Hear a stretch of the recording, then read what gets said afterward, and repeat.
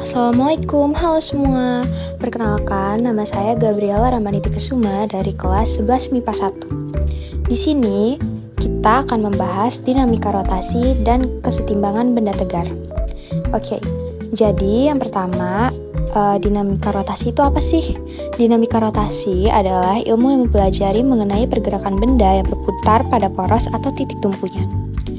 Dinamika rotasi ini dipengaruhi oleh beberapa hal nih, seperti massa, gaya, kecepatan, torsi, dan juga lain-lain.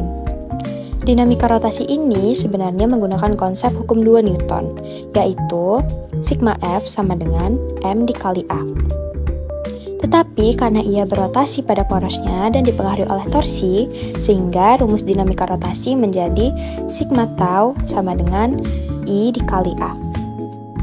Di dalam mempelajari materi tentang dinamika rotasi, teman-teman harus tahu yang namanya momen inersia. Nah, kira-kira momen inersia itu apa ya? Momen inersia merupakan besaran yang menyatakan ukuran kecenderungan benda untuk tetap mempertahankan keadaannya. Nah, momen inersia sendiri dapat dirumuskan sebagai momen inersia sama dengan massa dikali jari-jari pangkat 2.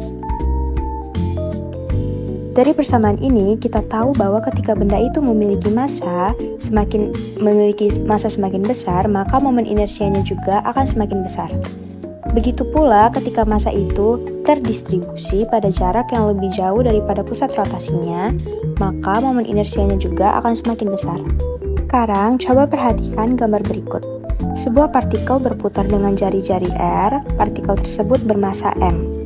Nah, untuk momen inersia dari sebuah partikel yang berputar dengan jari-jari R, maka kita dapat menghitungnya dengan persamaan tadi, yaitu momen inersia sama dengan massa dikali jari-jari pangkat 2. Jadi, jari-jari di sini adalah jarak antara massa benda dengan pusat rotasinya. Tapi kira-kira untuk menghitung momen inersia dari ketika benda yang berputar secara bersamaan bagaimana ya? Nah, untuk menghitungnya, kita dapat menggunakan persamaan momen inersia sama dengan M dikali R pangkat 2. Sigma di sini menunjukkan jumlah total dari massa kali jari-jari kuadrat untuk masing-masing partikel. Kita contohkan ya. Siapkan benda 1 atau partikel 1 bermassa M1, jaraknya adalah F1 ke pusat rotasi. Sedangkan untuk yang kedua yaitu M2, jaraknya adalah R2 ke pusat rotasi. Dan benda ketiga jaraknya adalah R3 ke pusat rotasi. Kita masukkan kebersamaannya sehingga diperoleh sigma M dikali R kuadrat, artinya momen inersia sama dengan massa 1 dikali R1 pangkat 2 ditambah M2 dikali R2 pangkat 2 ditambah M3 dikali R3 pangkat 2. Nah, sigma di sini menyatakan bahwa dia adalah jumlah dari keseluruhan. Dan sekarang adalah untuk menghitung momen inersia pada berbagai benda. Contohnya, misalkan ada batang silinder yang diputar pada poros melalui pusatnya. Untuk batang silinder yang diputar melalui poros, inersianya adalah 1/12 dikali massa dikali panjang silinder pangkat 2. Nah, apabila batang silinder itu diputar bukan pada porosnya tapi pada ujungnya, maka momen inersianya menjadi 1/3 dikali massa dikali panjang silinder pangkat 2.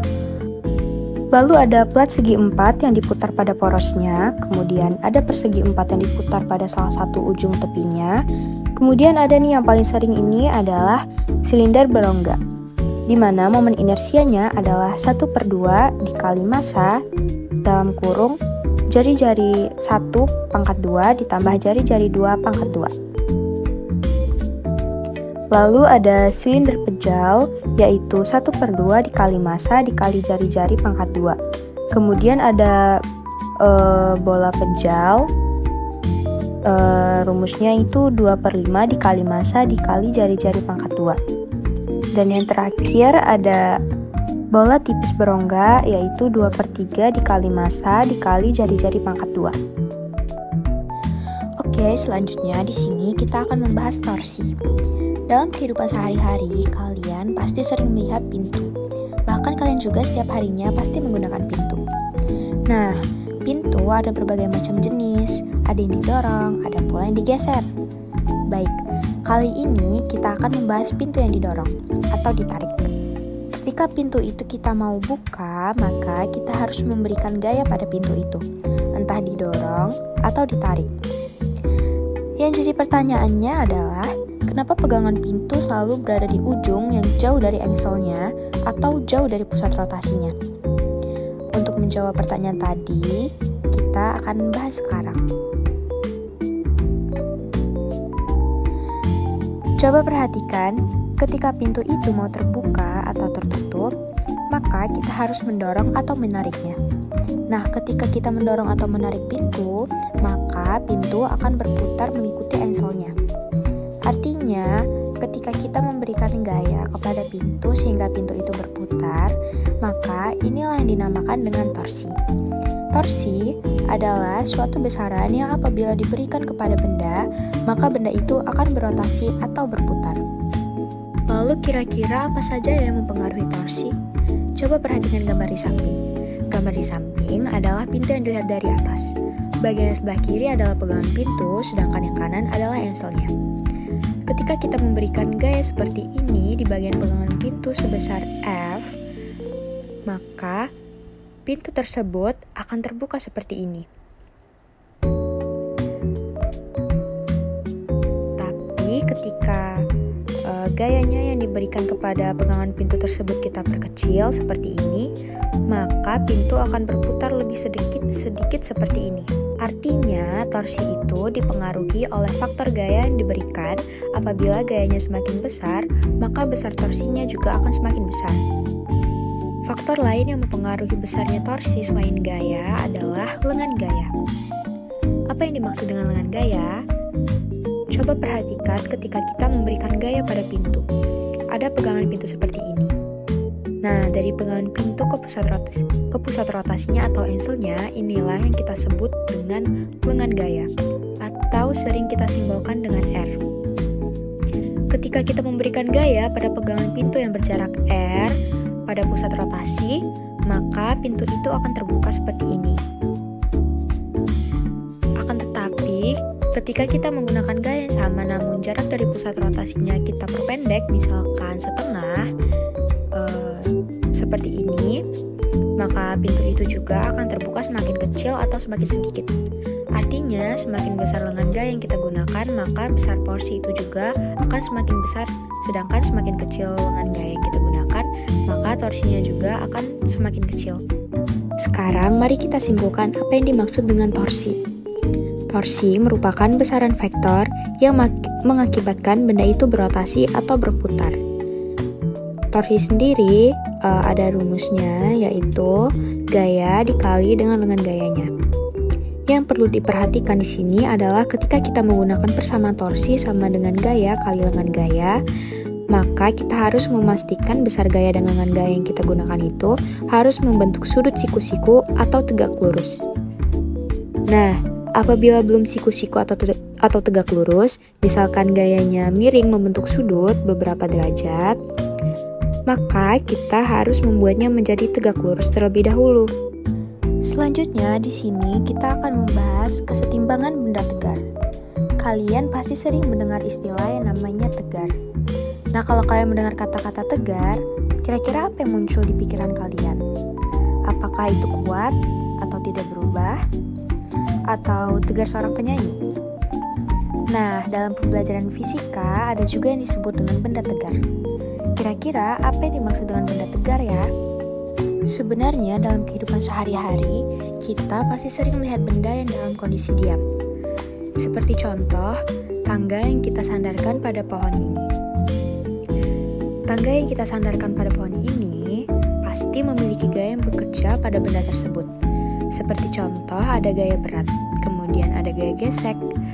Tapi kenapa ya, kok tangganya masih tetap diam? Nah, teman-teman masih ingat gak tentang suatu materi yang berbicara tentang banyak gaya yang bekerja pada benda, namun bendanya tetap diam? Yaitu materi tentang hukum hukum 1 Newton. Nah, pada materi hukum 1 Newton itu, banyak gaya yang bekerja pada benda, namun bendanya tetap diam atau mempertahankan kedudukan. Hal ini dikarenakan resultan dari gaya-gaya tersebut itu bernilai 0, sehingga menyebabkan bendanya dalam posisi diam atau tidak berubah kedudukannya. Nah, hukum 1 Newton ini erat kaitannya dengan kondisi kesetimbangan benda tegar. Secara umum, benda tegar diartikan sebagai benda yang merupakan suatu benda yang tidak mengalami perubahan bentuk dan posisi akibat adanya gaya atau momen gaya yang bekerja pada benda tersebut. Hal ini dikarenakan resultan gaya yang bekerja pada benda tersebut sama dengan 0. Untuk sigma torsinya atau resultan dari torsinya juga sama dengan 0. Jadi, bagian yang penting dalam kondisi benda itu tegar atau setimbang adalah sigma F sama dengan 0 atau sigma torsinya sama dengan 0. Untuk mengetahui apakah kita sudah paham tentang konsep kesetimbangan benda tegar, mari kita coba untuk mengerjakan soal berikut. Yang pertama, sebuah tangga dengan panjang 5 m dan masanya 10 kg disandarkan pada pohon hingga antara tangga dengan tanah terbentuk sudut 53 derajat. Tentukan besar koefisien gesek antara tanah dengan ujung tangga bagian bawah agar tangga tetap dalam keadaan setimbang. Ilustrasinya seperti gambar yang ada di samping kanan. Pertama-tama, untuk mengerjakan soal ini, kita harus tahu besar gaya yang bekerja pada sistem tersebut. Yang pertama, ada gaya berat dari tangganya, kemudian ada gaya normal antara ujung tangga yang atas dengan pohon, selanjutnya ada gaya normal antara ujung tangga bawah dengan tanah, dan yang terakhir ada gaya gesek antara tangga dengan tanah. Karena benda dalam kondisi setimbang, maka sigma torsinya harus sama dengan 0. Kita tahu bahwa besar torsi itu merupakan gaya dikalikan dengan lengan gayanya. Nah, akan tetapi untuk kondisi yang seimbang seperti ini, kita belum tahu pusat rotasinya di mana. Untuk memudahkan kita dalam menghitung atau menganalisis, maka pusat rotasinya sebaiknya diletakkan di titik yang banyak gaya bekerja di titik itu. Seperti contoh, titik di antara ujung tangga bawah dengan tanah. Di sini ada gaya gesek dan gaya normal, yaitu gaya normal B yang antara tangga dengan tanah, sehingga jika kita letakkan pusat rotasinya di situ, akan mengakibatkan lengan dari kedua gaya ini bernilai 0. Hingga tidak perlu dihitung lagi. Jadi kita tinggal menghitung dari dua gaya yang tersisa, yaitu gaya berat dengan gaya normal yang berada di ujung atas. Selanjutnya, kita juga harus mengetahui lengan dari masing-masing gaya tersebut. Untuk gaya normal, karena dia berada di ujung atas dengan pusat rotasinya di ujung bawah, maka lengan gayanya itu adalah L atau panjang dari tangga tersebut. Untuk gaya berat, karena gaya itu berada di pusat massa dari si tangga, yaitu di tengah-tengah, maka lengan gayanya berada di tengah atau setengah dari panjang tangga tersebut, sehingga lengan gayanya setengah L.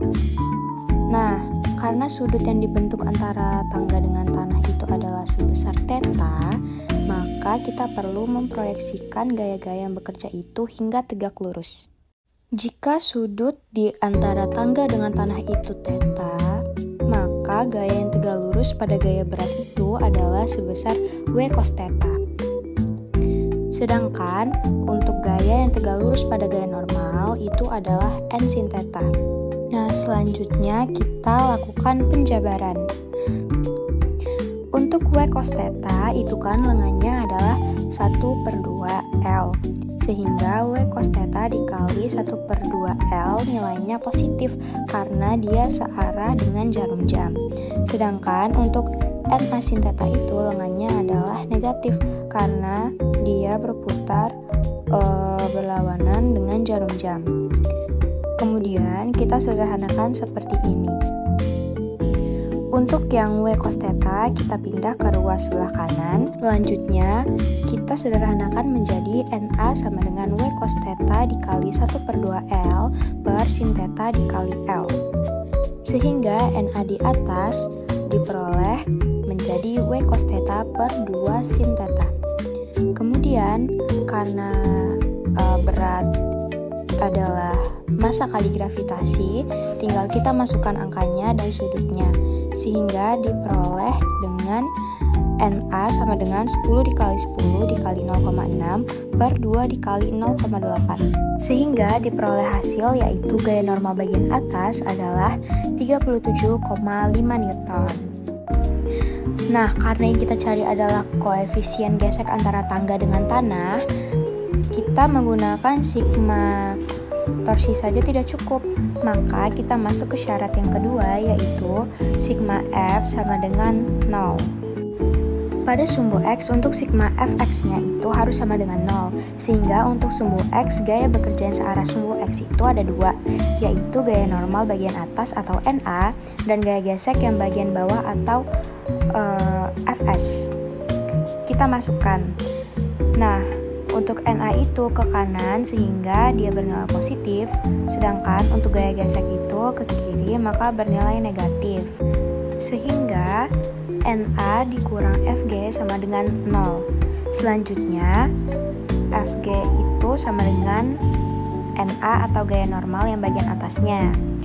Selanjutnya kita masukkan karena NA tadi adalah 37,5 Newton, maka Fg-nya juga ketemunya 37,5 Newton.